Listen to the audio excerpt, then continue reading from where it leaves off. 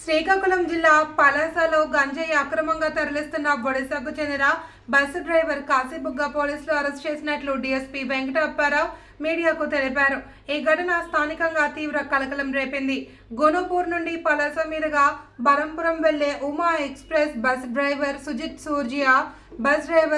సూర్జియా ఒడిశా రాష్ట్రంలో పర్లాకిమిడిలోని గంజాయి స్మగ్లర్ నుండి 18.55 కిలోల గంజాయి తీసుకొచ్చి పలాస రైల్వే స్టేషన్ మీదుగా పూణే తరలించేందుకు వెళ్తుండగా పక్కా సమాచారంతో కాశీబుగ్గ సిఐ సూర్యనారాయణ సిబ్బందితో కలిసి పట్టుకున్నట్లు డీఎస్పీ తెలిపారు.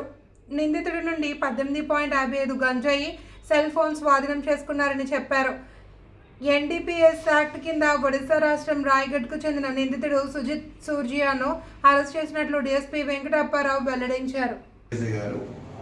ఆయన ఇన్స్ట్రక్షన్ మేరకు మహేశ్వర ఎస్పీ శ్రీకాకుళం వారు కూడా ఈ మారక ద్రవ్యాల రవాణా విషయంలోని ప్రత్యేక నిఘా ఏర్పాటు చేసి అనేక చెక్ పోస్టులు ఏర్పాటు చేయడం జరిగింది. అదేవిధంగా పోలీసులకు కూడా ఈ డ్రగ్స్ని ట్రాన్స్పోర్ట్ చేస్తున్న అన్ని ప్రాంతాల్లోని చెక్ చేయించి సర్ప్రైజ్ చెకింగ్స్ అయితేనేమి రెగ్యులర్ చెకింగ్స్ అయితే కానీ చేయించే భాగంగా మన కాశీబుగ్గ సిఐ గారు వచ్చిన సమాచారం మేరకు నిన్న సాయంత్రం 6:45 గంటల ప్రాంతంలో ఈవినింగ్ ప్రాంతంలో ఆయనకు వచ్చిన సమాచారం మేరకు మధ్యవర్తులు తీసుకుని రైల్వే స్టేషన్ దగ్గరికి వెళ్ళగా ఒక వ్యక్తి సుజిత్ సూర్జియా అనే వ్యక్తి 18 కేజీల గంజాయితో మనకి దొరకడం జరిగింది. 18.55 గ్రాములతో.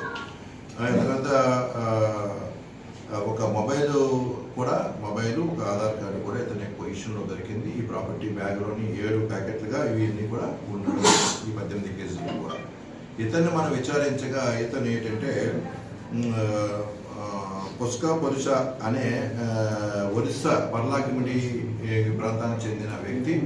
ఇతనికి ఈ సరుకు తీసుకొని వెళ్ళి పూణేలోని జ్యోతి చవాన్ అనే వ్యక్తికి ఆ రైల్వే స్టేషన్ దగ్గరికి వెళ్తే ఆయన అప్పగించి మీరు వెనక్కి వస్తే మీకు కొంత డబ్బు ఇస్తారని చెప్పేసి ఇప్పుడు సుజిత్ సూర్యాకి చెప్పిన కారణంగా ఆయన సరుకుతో ఈరోజు రైల్వే స్టేషన్ వచ్చి రైల్వే స్టేషన్ దగ్గర ట్రైన్ ఎక్కుదామనే లోపలే మనకు వచ్చిన సమాచారం మేరకు సిఐ గారు వారి సిబ్బంది మధ్య సమక్షంలో అరెస్ట్ చేయడం జరిగింది. చాలామంది ఒరిస్సా నుంచి మన ప్రాంతాన్ని రవాణా చేయడానికి మన రైల్వే స్టేషన్ల ద్వారా ఇతర రాష్ట్రాలకి రవాణా చేసే మార్గంలో ప్రయత్నంలోని భాగమే చేస్తున్నారు తప్ప మన రాష్ట్రంలోని మన ప్రాంతంలో ఎక్కడ దీని పంట అనేది లేదు. సుమారుగా మన శ్రీకాకుళం జిల్లాలో అయితే ఎక్కువగా మనకి ఒరిస్సా నుంచి ఇతర రాష్ట్రాలకి ట్రాన్స్పోర్ట్ చేయడంలో ఏంటంటే వ్యాపారస్తులు చేస్తున్న ప్రయత్నంలో భాగంగా వారిపై నిఘా పెట్టి ఎప్పటికప్పుడు మనం వాళ్ళందరినీ కూడా అరెస్ట్ చేయడం జరుగుతుంది. అయితే ఈ కేసులో అందరికీ కూడా మొన్న ఈ వారంలోనే 10 సంవత్సరాల శిక్ష విధించడం జరిగింది. ఒక అబ్బాయికి కోర్టు వారు ఏంటంటే 10 years conviction, 1 lakh punishment fine కూడా అమౌంట్ విధించడం జరిగింది.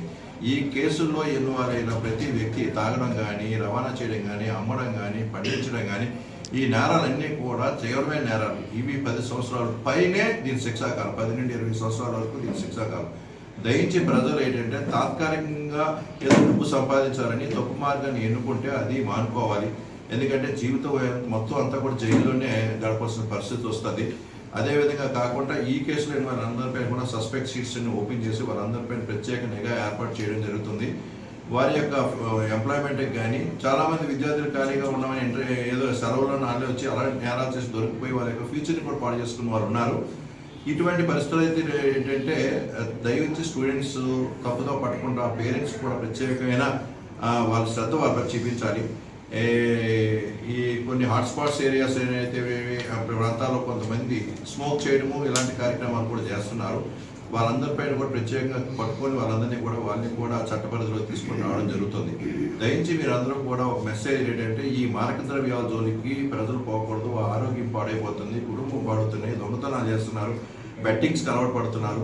ఇలాంటి ఈ సడన్గా వచ్చే తప్పుడు డబ్బు ద్వారా అనేక తప్పుడు కార్యక్రమాలు చేయడాలు జరుగుతున్నాయి. సొసైటీలో క్రైమ్ పెరగడానికి అవకాశం ఉంది. దయించి మీరందరూ కూడా మీడియా ద్వారా ప్రజలకి మంచి సందేశాన్ని పాస్ చేయాలని చెప్పేసి నేను మీ పోలీస్ డిపార్ట్మెంట్ తరఫున ప్రత్యేకంగా కోరుతున్నాను. Thank you.